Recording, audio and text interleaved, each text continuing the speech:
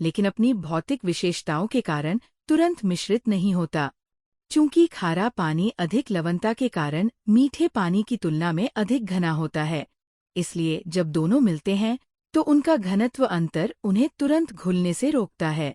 ये घटना मुहाने एस्टरीज में देखी जाती है, जहां नदियां समुद्र से मिलती हैं, और उन स्थानों पर जहां मीठे पानी के झरने समुद्र में प्रवाहित होते हैं।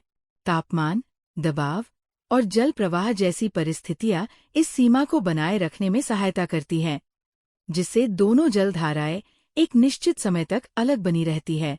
जल निकायों में प्राकृतिक अवरोध के उदाहरण: 1. जिब्राल्टर जलमरुमध्य।